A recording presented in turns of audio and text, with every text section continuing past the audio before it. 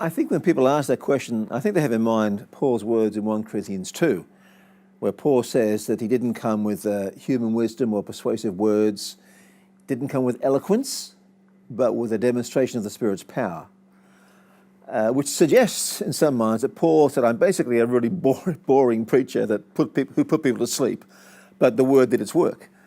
Paul was not a boring preacher, I don't think, although on one occasion he spoke a long time and someone fell asleep, but that's the exception, not the rule.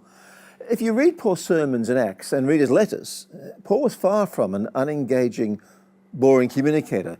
His sermons contain anecdotes, he quotes from other writings, the structure, clear thinking, what he says. He clearly was an engaging, clear communicator.